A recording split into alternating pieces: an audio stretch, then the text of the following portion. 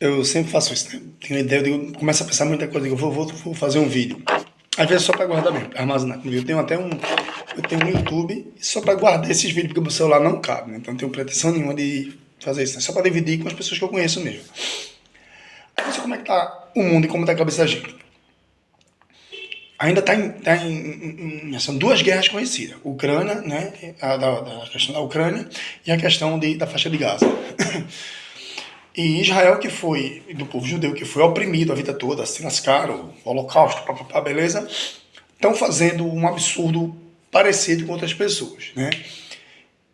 E se você for buscar por uma verdade, por uma história que não está em alguns cantos, você vai saber que os sionistas, o sionismo sempre teve por trás disso e sempre foram o culpado por tudo isso, por tudo isso. É um grupo muito pequeno de pessoas que são judeus, e que eles fazem algumas coisas que acabam levantando altas guerras, né? Mas tudo para que eles tenham lucro. Tudo é por interesse pessoal. Eu não ia nem falar isso, mas guarda bem.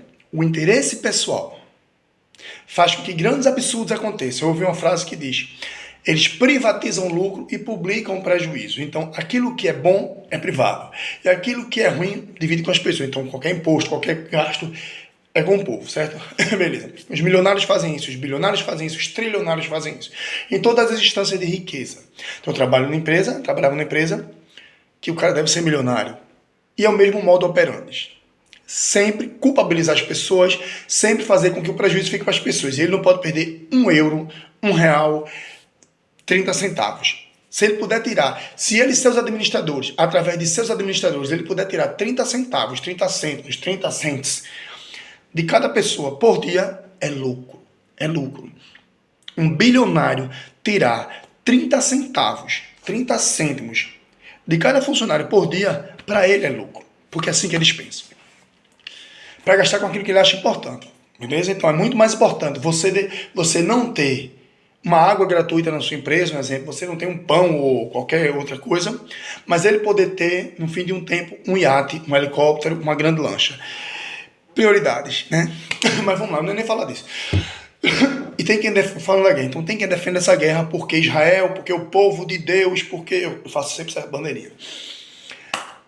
Vamos lá, a galera de Israel, uma boa parte de Israel, eles não acreditam que Cristo foi o Salvador. Jesus Cristo foi o Salvador, foi o Messias. Eles, inclusive, fala-se que eles esperam um Messias mais parecido com Davi, um Messias bélico, um Messias de guerra. Talvez esse Netanyahu seja esse cara. Beleza? Mas beleza, guerra, o que, é que eles estão fazendo de absurdo? Primeira coisa que Palestina é a terra de Cristo, e eles estão reproduzindo a crueldade que fizeram com Cristo com todo o povo. Certo? Então se você é cristão, você já deve estar muito a favor dessa questão de Israel, porque eles não acreditam em Cristo como o Salvador, eles estão fazendo com as pessoas o que fizeram com Cristo, beleza? O que o Império Romano fez com Cristo. Mas só mudou o torturador, mas é o mesmo modo operandi. Eles fizeram um lugar, não, isso aqui é um lugar seguro para vocês passarem. Pode passar. Quando as pessoas passam de metralha, criança, mulher, cachorro, gato, papagaio, mas isso é normal, né? Isso é normal. E normalmente, na Ucrânia também, essa questão toda, eu não estou defendendo nada, até porque eu não sei de toda a história, mas normalmente essas pessoas estão sempre lá dos Estados Unidos, que está fazendo esse absurdo lá, que Trump está fazendo esse absurdo lá, né? Nos Estados Unidos agora, que quer mexer com o mundo, e tem até um cara que explica muito bem que o objetivo dele é criar um caos para fazer uma nova forma de... É como ele desse um F5 na economia mundial. A partir do momento que ele cria esse caos, é impraticável viver desse jeito, com essa nova forma. Então vamos... eu não sei como é o nome do tratado de Bertrand, não sei o que, para o Mar do Lago. Eu estou dizendo para você... Quem quiser ver, tem uma coisa desse... É um tratado que é de 1950 e ele quer fazer uma coisa nova porque é mais viável para ele economicamente. É como se você trocasse todos os carros a combustão por elétrico. Então, o que é que eu vou fazer com os carros a combustão? Tá entendendo? Ele está arrumando uma forma de ser caótico ter carro a combustão, que já está acontecendo. Uma forma caótica de ter carro a combustão para ter os carros elétricos. Então, só que isso na economia, socialmente falando, ele está fazendo essa mudança, é uma coisa que sempre aconteceu, e que também não é bom não, né? E só um pós-script aqui, um na lateral, Elon Musk do carro elétrico tá brigado com o Trump, tá bom? Porque são dois egos muito altos e falando, como eu falei lá no início, do ego, da questão pessoal, dois egos muito grandes se batem, cara, e não tem como, não tem como. A gente viu isso aqui também no Brasil, né, que Bolsonaro não aceitava que ninguém chegasse num palanque e tivesse um lugarzinho maior do que o dele. É questão de ego pessoal. E depois eu vou falar sobre o meu trabalho, sobre a questão de ego pessoal. As pessoas às vezes têm um ego pessoal e assim, começa a querer fazer aquilo que eles querem, não aquilo que tem que ser feito, né? Mas tem que partir do princípio de qual é a minha atividade precípua, qual é a minha atividade primordial, qual é a minha função. Então, a empresa se destina a quê? Então, ela tem que, como eu vi uma história, qual é a sua função? Então, funcione. Se você não está funcionando na sua função, então você tem que mudar de função, certo? Eu digo para uma empresa que se destina a exemplo, eu sou uma empresa de artes, eu sou uma clínica de saúde, eu sou um hospital. Então você tem que tratar da saúde das pessoas, eu tenho que tratar da cultura. Mas enfim. Agora falando do Brasil, a gente está tendo também essa questão desse julgamento do STF, essa galera lá do 8 de janeiro. Aí você vê a postura do antigo presidente que foi julgado e preso por 580 dias e do atual presidente. Primeira coisa, tem um momento lá que Moro chega e faz para Lula: eu tenho aqui um documento que diz que o senhor é dono, não sei o quê. Aí Lula faz: esse documento é assinado por quem? Aí, por ninguém. Aí Lula faz: então guarde o documento, por favor. Pô, se tu tem um documento que diz que eu sou dono da terra, da casa, e não está assinado por ninguém, então pode guardar, porque eu posso imprimir qualquer coisa. Eu posso imprimir, inclusive, dizendo que o senhor é dono de Marte. Tá aqui, ó, um documento com 30 páginas que o senhor é dono de Marte. Tá assinado por quem? Se não tem ninguém que aprove isso, que tem isso em cartório, uma coisa que eu posso comprovar, então, pelo amor de Deus, meu amigo. Logo de cara isso, né? Lula teve peito para isso. Outra situação, aí tem vários vídeos lá de comparando Lula sendo julgado e Bolsonaro sendo julgado. Primeiro porque Lula sabia que estava certo, porque sabia que esse forjado é um forjado que acontece há muito... Pessoal, não estou nem falando de política aqui. Estou nem falando de política, porque teve eleição que eu não votei em Dilma. Votei em Lula, sempre votei em Lula. Nessa última eleição não votei porque eu estou aqui em Portugal. Eu meio que cadastrei meu sistema no celular para votar. Não esqueci como é que se diz em trânsito, mas é fora do país, que a gente só pode votar para presidente. Eu soube que a gente só pode votar para presidente, então para prefeito, governador, a gente não pode votar. Mas para presidente a gente pode ou não cadastrar. Então eu não votei em Lula nessa última eleição, né? Mas é meu amorzinho. Ele Caetano Veloso, é meu amorzinho, né? Então... não votei em Dilma numa eleição, não votei. Votei em nulo, votei em, sei lá, em Ciro, não votei em Dilma. E no segundo turno votei em Dilma para ela ganhar para a Aécio, porque também a Aécio é o mesmo modo operandi, mais uma vez, de Bolsonaro, né? Tão cruel tanto. Tão cruel quanto. Então, não é nem política, é fato, é lógico. Deltan chegou para Moro e fez: não temos do que acusar Lula. Aí Moro fez: inventa qualquer coisa que a gente aceita. E daí veio tudo isso. A partir daí eu já não acreditei mais.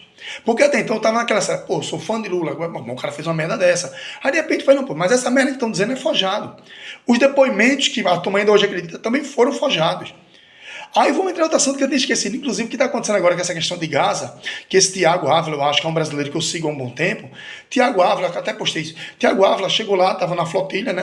A flotilha é o nome daquele grupo lá, um barco, em águas internacionais. Israel chegou, prendeu a galera, sequestrou e disse: vocês estavam em nosso território. Só que foi comprovado pelo Chip que ele não estava em território israelense, estava em território internacional. Há mais assim mesmo, Israel, como sempre, como grandes ditadores, disfarçados como é que eu posso dizer? Como é que é? Socialismo?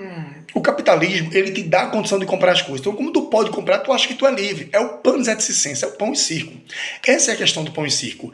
Eu te dou comida, te dou alegria, você é feliz. Mas o que o capitalismo te dá é uma corrente de 200 km. Eu já uso esse termo de corrente há muito tempo. O que o capitalismo te dá é uma corrente de 200 km. Que é 200 km, mas é corrente.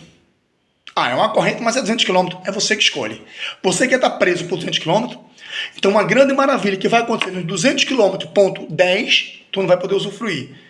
Porque a tua liberdade é de 200 km. Tu não é livre, brother. Se tu tem 200 km de limite, tu não é livre. Então o capitalismo faz isso com você. Então, toda essa questão de que falei questão da liberdade, mas voltando lá pro boy, né? Então vai lá e diz, esse aqui é o nosso território, você não pode. Eles dizem que é mentira. Então vai lá, pegou o cara, sequestrou o cara, botou o cara lá dentro e diz, vocês são livres se você assinar dizendo que estava em território israelense. O cara vai dizer, a gente não estava em território israelense. Não, mas se você disser que estava, a gente libera você. Aí o cara fala, não, eu prefiro ficar aqui na solitária. O cara está na solitária, que é aquela parte estreitinha, né? Não sei, sei lá, 1 metro por 2, por 3, e deve ter de altura 2 metros. Então o cara não tem muito espaço, né? Ficar deitadinho, mas melhor o cara pode fazer durante 7 dias, sem comer, sem beber. Ele que está de greve de fome, parece. Eu nem sei como é que é solitário, graças a Deus. Eu espero que ninguém que eu conheça saiba o que é isso. Mas assim, se a gente ainda defender esse tipo de atitude, é um tipo de atitude que diz, ou você assina uma mentira, ou você vai continuar preso, porque eu tenho o poder de te prender. E é isso que acontece. E é isso que os poderosos fazem. Eu falei isso hoje com uma amiga minha aqui embaixo antes do trabalho. Os poderosos, eles têm poder de falar alguma coisa sobre você, de te demitir, de fazer qualquer coisa e dar outro motivo lá. O motivo é pessoal, mas ele entra dentro daquela legalidade para te dizer que tu... Eu já fui demitido uma vez de uma empresa, de 2 empresas, né? Fui demitido. Foi do ProJovem, um projeto no Brasil, que eu tinha a obrigação de estar todas as noites e finais de semana de manhã. Mas o projeto começou a criar situações para fazer dia de semana de manhã. Eu trabalhava já numa empresa que era o Sesc. E de repente o cara faz, olha, você teve 2 eventos que você não foi de manhã. Eu fiz, mas eu trabalho no Sesc. Aí uma menina fez, mas ProJovem também é trabalho. Eu digo, sim, mas o meu contrato dizia que eu tinha que estar às noites, dia de semana, no ProJovem, e de manhã, final de semana. Por isso que eu aceitei, senão eu não tinha aceitado. E agora você está assim, estão me prejudicando porque eu não estou podendo ir para um evento da prefeitura que tem não sei quantos professores, que eu não vou fazer falta alguma, e vocês querem que eu falte uma aula que eu tenho mais de 200 alunos pela manhã, ou 300 alunos pela manhã, e que só tem eu para dar aula. Enfim, eu fui demitido, mas a justificativa foi outra. Eles jamais assumiriam que o motivo é esse, porque o motivo pelo qual eu fui demitido daria uma grande causa contra eles. Só que na época eu não atenei, eu deixei para lá, a moça até perguntou, eu deixei para lá, eu podia ter ganho dinheiro nessa questão, porque eles foram canalha. Eles criam uma situação, mudam, se você não aceita, ele arruma uma coisa qualquer dentro ali para te demitir. É como a política faz, fica fuçando qualquer coisa, em achar o vídeo de um cara num sítio, ele é o dono do sítio. É isso que sempre faz, a mídia sempre faz isso. Então, falando essa questão do STF, a postura de Lula perante a de Bolsonaro, que é totalmente diferente. Primeiro que Lula sabia que tinha razão, e Lula, ele não é covarde. Como Dilma não foi covarde. Normalmente a esquerda brasileira e, quiçá, a esquerda mundial não é covarde. A direita que é. Até porque covardia, a gente confunde o cara que está pronto para brigar com coragem. E o cara que evita a briga como covarde. Já aconteceu várias vezes isso. E é muito fácil você estar pronto para brigar quando você está armado em cima de um cavalo. É o que eu digo, são crianças em cima do cavalo. Como aquele príncipe de Shrek, que quando desce do faz... Não estou falando de tamanho. Eu estou falando de postura. Um amigo meu dizia, fulaninho tem 1,70 e a estima de 1,90. Não, brother, tenha 1,70 e seja 1,70. Não há problema nenhum em ser 1,70, 1,60, 1,50, ser tenanismo, não tem problema nenhum. O problema é quando você cresce em cima das pessoas, porque você, com a vantagem que você tem. Isso é covardia. Luiz Caldas canta na música, faz... Ser capoeirista e chamar para a porrada é burrice, não tá com nada. Que é covardia. Você sabe que tem vantagem sobre a pessoa. Tinha uma galera uma época que fazia muito isso no Brasil. Quando o jiu-jitsu começou a se difundir no Brasil. Na década de 90, que o jiu-jitsu é milenar. O jiu-jitsu é milenar, é mais antigo que o judô. Então vamos dizer que quando o jiu-jitsu chegou no Brasil, assim, surgiu o jiu-jitsu. Não, ele é muito antigo. Então a galera que fazia jiu-jitsu, tinha uma galera, não é todos, né? Tinha uma galera que sabia que batia na galera e começava a arrumar briga por tudo e por nada. Só para ter vantagem sobre as pessoas. Isso é uma questão de ego machucado. Você precisa se firmar como um homem, como ser, como qualquer coisa, como mulher, como cachorro. Você precisa se firmar batendo em alguém. Você é porque você é, brother. Até foi para minha esposa, se tu me chamar de branco, Peito, eu não vou deixar de ser moreno. Não é o que você diz que vai fazer com que eu mude. Agora eu tenho que estar muito cônscio, muito certo do que eu sou. E o problema é que a gente não está certo do que a gente é. A gente está muito perdido com relação à nossa identidade. Nós estamos muito perdidos de acordo com a nossa identidade. Nós não temos identidade, nós não temos autenticidade. Qualquer vento leva a nossa ideia. E quase todo mundo é assim. Até pessoas muito seguras já ficaram inseguras de si, porque é uma mentira repetida várias vezes que te faz duvidar de si mesmo, né? Renato Russo diz, e fiquei tanto tempo duvidando de mim, né? Muita música fala dessas coisas. Vamos lá para não perder mais ainda a questão. Então, Lula é muito consciente de que estava certo, aquilo outro, pronto. E Bolsonaro sabia que estava, sabe que está errado, ele sabe que está errado, ele sabe que fez, ele sabe que tem a minuta do golpe. Ele mesmo disse, descaradamente, 17 milhões de Pix que mandaram, tem um quebra-dica de 18 milhões, e a gente gasta, né? Um bom momento, nisso ele está falando a verdade, né? Então, pelo amor de Deus, minha gente, assim, para de ser otário. Você dizer que o Brasil é um país muito pior hoje com Lula é porque você não tem 20 e poucos anos. Porque quem tem 40 e poucos sabe que era a miséria e a pauperdade que se vivia no Brasil na década de 80.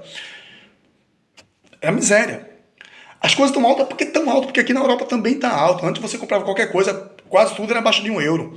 Feijão, café, não sei, feijão, arroz, essas coisas, tudo era abaixo de €1. Eu lembro que uma amiga minha que faz aniversário hoje, parabéns, Rose, ela vai eternizar a ideia.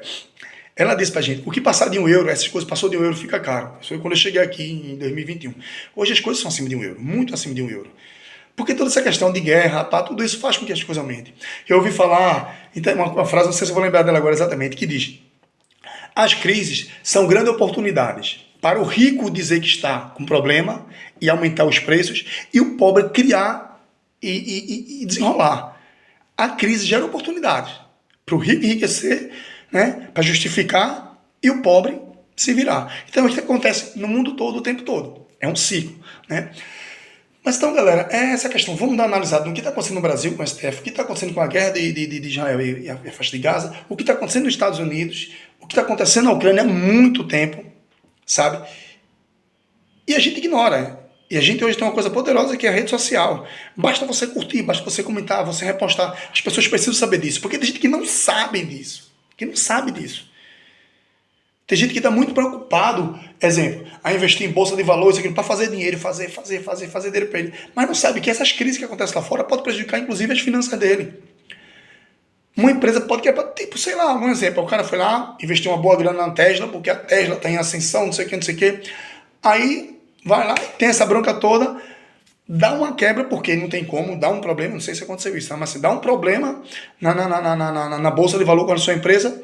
E se você tivesse mais politizado, se você tivesse uma noção muito maior das coisas, você nem investiria nessa empresa. Você nem investiria nessa empresa. Que até eu ouvi falar que alguém de Trump está querendo tirar Elon Musk de lá porque ele é sul-africano, ele não é americano. Então, assim, que briga é essa?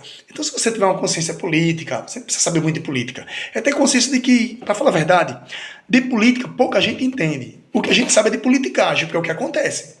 Né? Então, se você tiver uma noção de politicagem, pô, isso não é política, isso é politicagem. Então, eu vou ficar ligado que o que esse cara está trazendo é politicagem. De politicagem eu não voto. Como eu não entendo de política, beleza, mas a politicagem, pelo menos, eu não aceito. É como diz aquele Humberto Gessinger. Eu queria morrer, mas não me peça para matar. Nem sempre faço o que é melhor para mim, mas eu não faço o que eu não estou afim de fazer. Então, assim, cara, eu não sei de política, mas eu sei muito bem o que eu não quero. Eu sei muito bem o que eu não quero. Eu não quero esse tipo de postura. Eu não quero esse tipo de postura de interesse pessoal, sabe? De pessoas que têm um poder muito grande sobre várias empresas, sobre várias casas, sobre várias pessoas e agem de forma pessoal. Porque normalmente o interesse pessoal é que é nocivo. O interesse pessoal é horrível, porque é o seu interesse. E não pensa na quantidade de pessoas, sabe? Não tem só você no mundo. E uma escolha sua que você faz para o seu bem pode prejudicar muitas pessoas, pode ter um efeito cascata muito grande. E eu ouvi uma frase foi o Monge Jaconha que disse, e me passou pelo ouvido assim, mas depois Débora Seco disse, velho, e eu nem curto muito Débora Seco, mas ela disse, eu achei bacana, acho que eu já disse isso em outro vídeo. Minha filha, faça tudo para ser feliz. Desde que isso não machuque ninguém, desde que a sua felicidade não machuque ninguém. O ato da sua felicidade não machuque ninguém. Né? Porque vai dizer, mas tua felicidade pode deixar sempre alguém triste. Tudo bem, então você não faça. Porque aí você tem que começar a questionar o que é que te faz feliz. Não é simplesmente fazer feliz. Então qual é o melhor crivo? Faça tudo para ser feliz. Mas se a tua felicidade vai magoar alguém, então não faça, porque não é tão boa. Aí você tem que repensar e questionar a sua felicidade. Eu acho que eu nem cheguei ao fim do vídeo assim, eu misturei as coisas, mas acho que tem umas coisas que é bacana a gente pensar. Minha cabeça é assim. Pense várias coisas ao mesmo tempo, faz as relações e às vezes eu vou aos poucos tendo a resposta de cada coisa. Vou lá.